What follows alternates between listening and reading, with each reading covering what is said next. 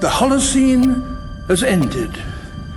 What we do now, and in the next few years, will profoundly affect the next few thousand years. The only conditions modern humans have ever known so far are changing, and changing fast. Nothing stays the same on this planet. Everything changes. The Earth is going into one of these jumps, and you don't know what is going to be on the other side of those jumps. The Earth is always jumping.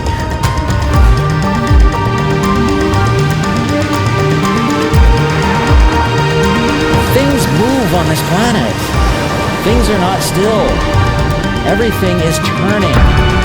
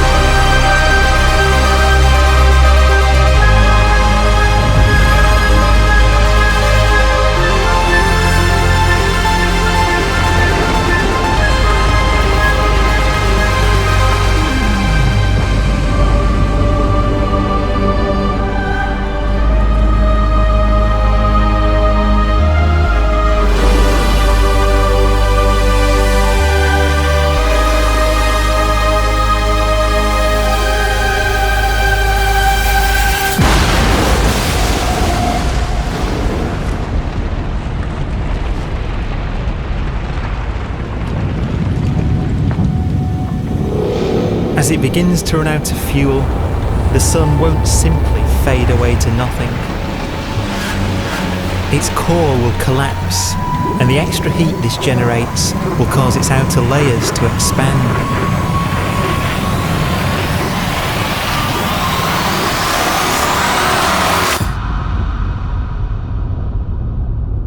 The sun is now dead.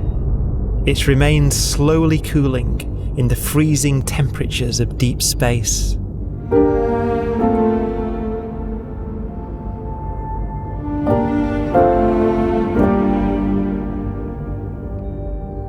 The fate of the sun is the same as for all stars. One day, they must all eventually die, and the cosmos will be plunged into eternal night. All stars eventually will run out of fuel. The temperature of the universe drops. The stars, one by one, in the night sky, will turn off. And there'll be no more new stars created. And so that the universe will end not with a bang, but with a whimper. And not in fire, but in ice.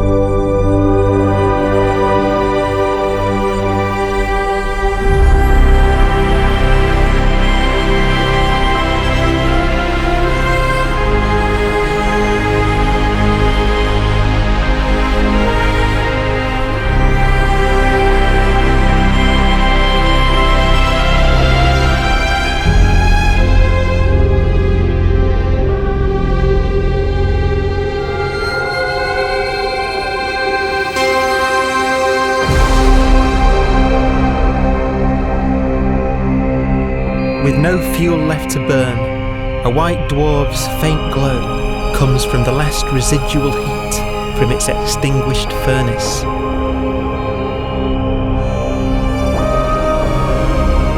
Looking at it from where the Earth is now, it would only generate the same amount of light as the full moon on a clear night.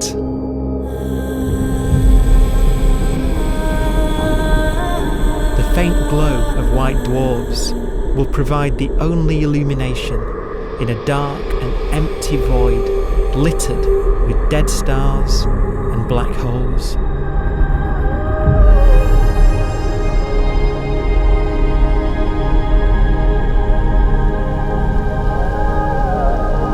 some ways, it's kind of a ghost universe. It's the corpses, the zombie stars, that will take us into the future.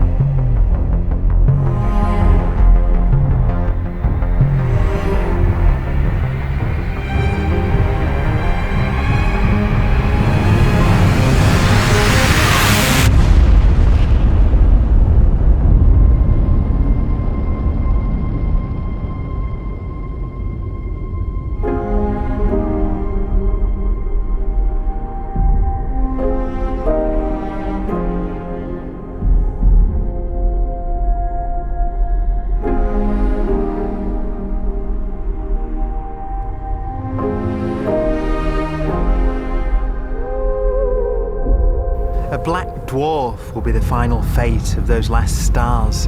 White dwarfs that have become so cold that they barely emit any more heat or light. Black dwarfs are dark, dense, decaying balls of degenerate matter, little more than the ashes of stars. Their constituent atoms are so severely crushed that black dwarfs are 1,000,000 times denser than our sun.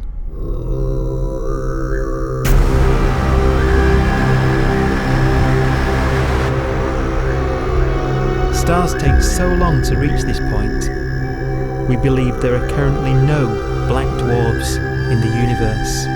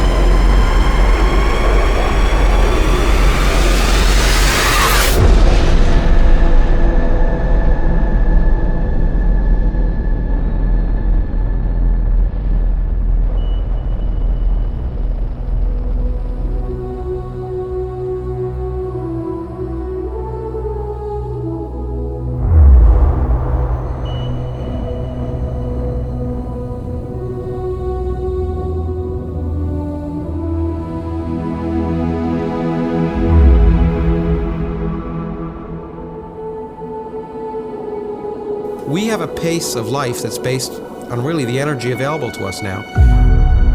You could imagine living conscious systems which have a very different pace and therefore can extend out at least a lot farther than you'd imagine otherwise. You could have a living system where if it had a thought every 10 trillion years, that would seem normal. Even if our life dies out, one could imagine at some time arbitrarily far in the future, a fluctuation occurs which allows intelligent life to exist again for a little while. So you might have islands in time of intelligence.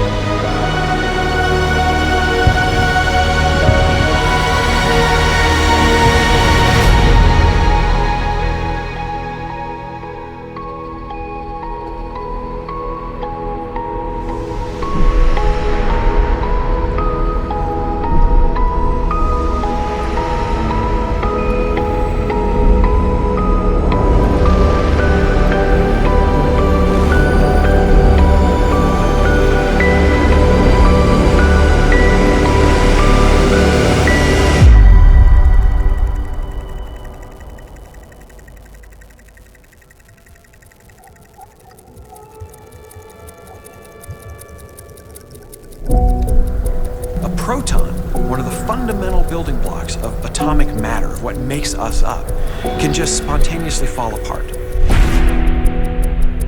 Any material that evades the pull of a black hole eventually dies away as its protons disintegrate.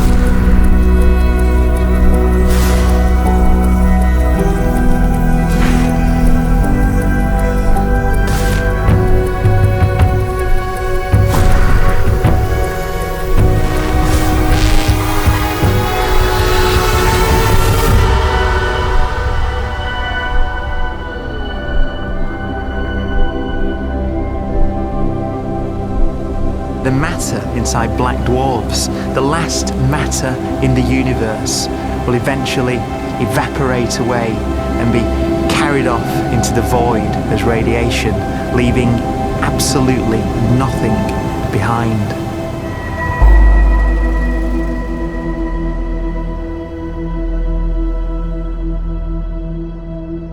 With the black dwarfs gone, there won't be a single atom of matter left.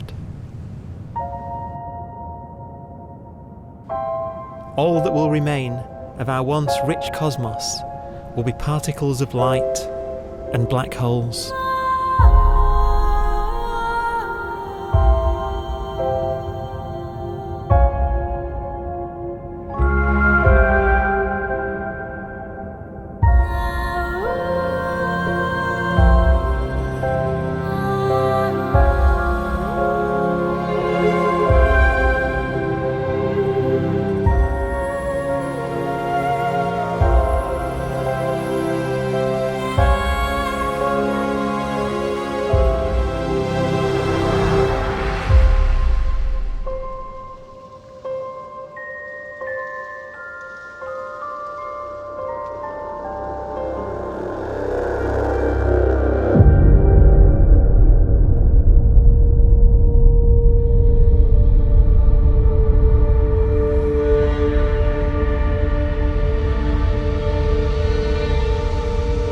The arrow of time creates a bright window in the universe's adolescence, during which life is possible.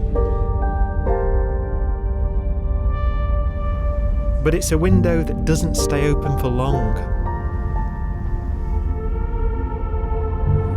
As a fraction of the lifespan of the universe, as measured from its beginning to the evaporation of the last black hole, life, as we know it, is only possible for 1,000th of a billion billionth billion billion billionth billion billion billionth of a percent.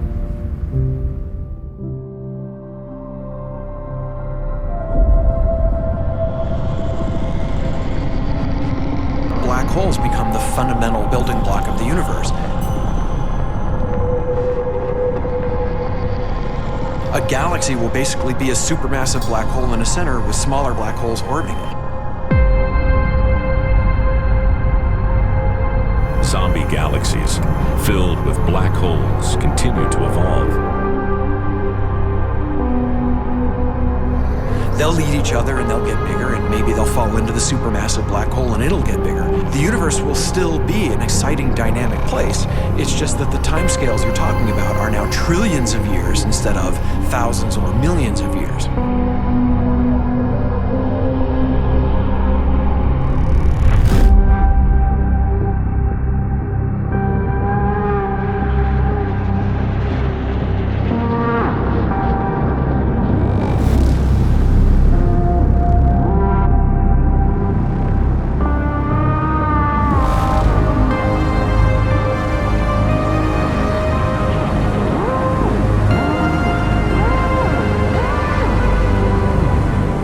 Black holes can bang on space-time like mallets on a drum.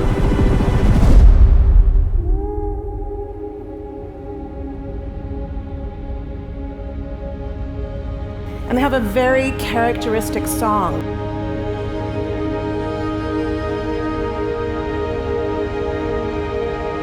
Imagine two black holes that have lived a long life together. At the end of their lives, they're going around each other, crossing thousands of kilometers in a fraction of a second. As they do so, they leave behind in their wake a ringing of space, an actual wave on space-time.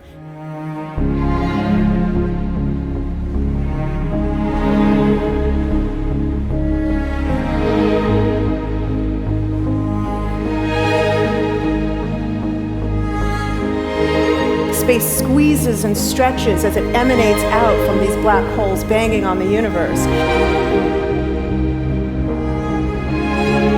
Those are the gravitational waves. They are literally the sounds of space ringing. And they will travel out from these black holes at the speed of light as they ring down and coalesce to one spinning, quiet black hole.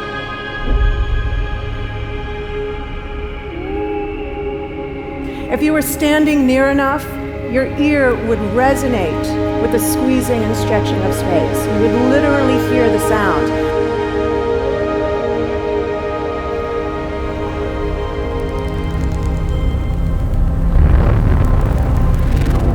Imagine a lighter black hole falling into a very heavy black hole. The sound you're hearing is a light black hole banging on space each time it gets close.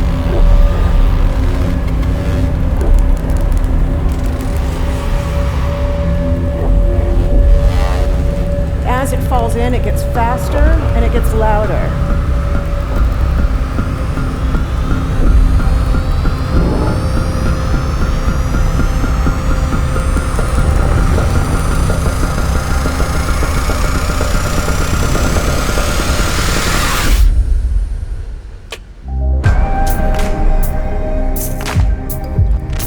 Scientists used to think black holes were immortal, but even these will one day die.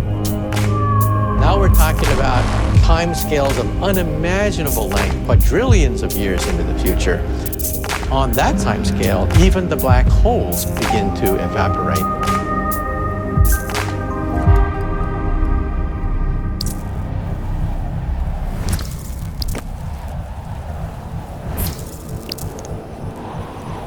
According to quantum mechanics, space is filled with virtual particles, antiparticles, that are constantly materializing in pairs, separating, coming together again, and annihilating each other.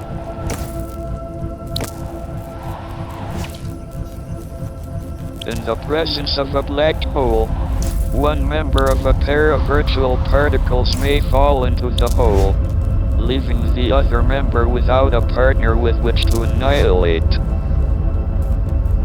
The forsaken particle appears to be radiation emitted by the black hole. And so, black holes are not eternal. They evaporate away at an increasing rate until they vanish in a gigantic explosion.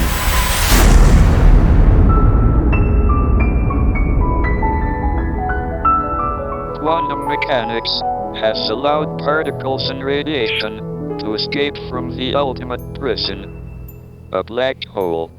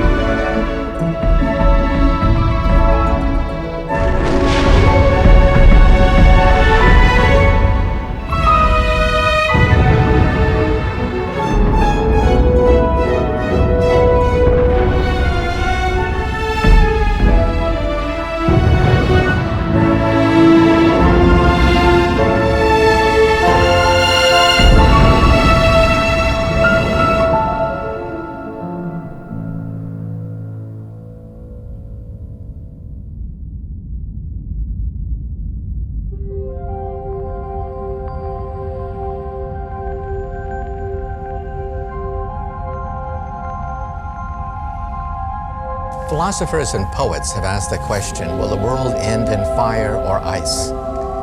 We can now give an answer. The latest evidence shows that the universe is not slowing down, but it's speeding up out of control. And the universe, we think, will die in ice. Trillions upon trillions of years from now. Empty space itself has energy. In every little cubic centimeter of space, whether or not there's stuff whether or not there's particles, matter, radiation, or whatever, there is still energy even in the space itself. And this energy, according to Einstein, exerts a push on the universe. What is the weird stuff that's accelerating the universe? We call it dark energy. And this stuff is the dominant stuff of the universe. Almost 3/4 of the matter-energy content of the universe is this dark energy. And we don't know what it is. Dark energy, unlike matter or radiation, does not dilute away as the universe expands. This has crucial implications for what the universe is going to do in the future. So what will be the future of the universe? Well, if the dark energy remains dominant and repulsive, the universe will expand forever.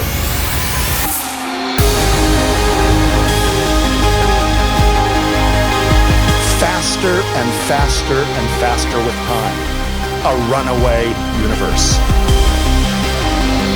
70% of the energy of the universe resides in empty space, and we don't understand why. But we do know what will happen. If that energy continues to be there, the universe will become cold and dark and empty. That's the future as it might be. We don't know because we don't yet understand the nature of dark energy. Until we do, we won't know the future. We won't even understand our own origins, and that's why we want to know and study this subject.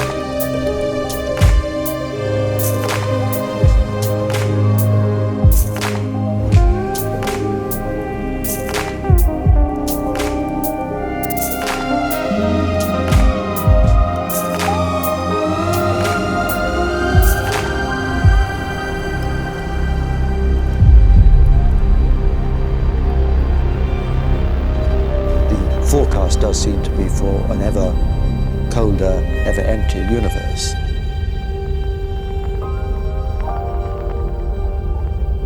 But then, of course, we have to ask, could that end lead to a new beginning? And there are ideas whereby what actually is the end of our universe could in some sense be linked to the beginning of a new one.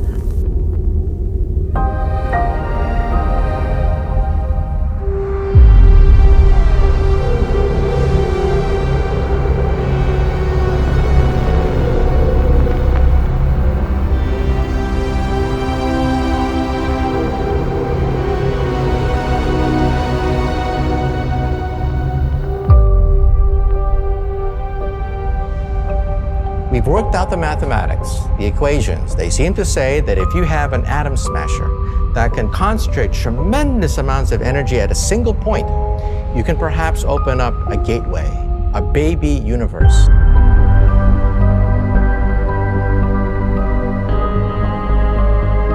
Facing the death of everything there is, this perhaps is their only possibility of escape.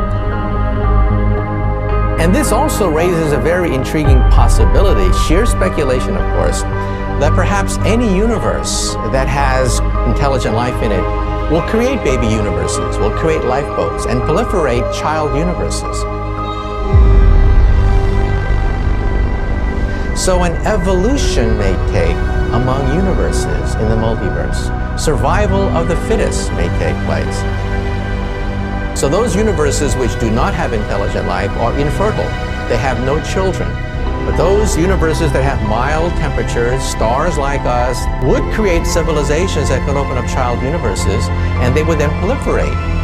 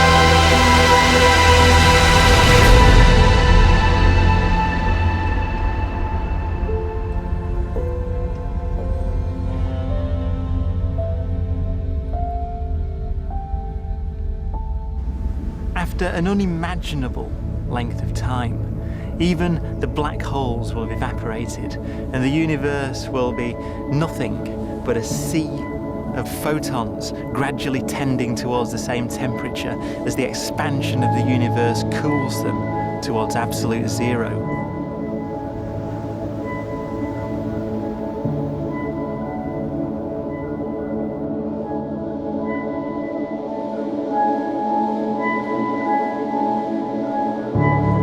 Once the very last remnants of the very last stars have finally decayed away to nothing, and everything reaches the same temperature, the story of the universe finally comes to an end. For the first time in its life, the universe will be permanent and unchanging. Entropy finally stops increasing because the cosmos cannot get any more disordered. Nothing happens, and it keeps not happening forever.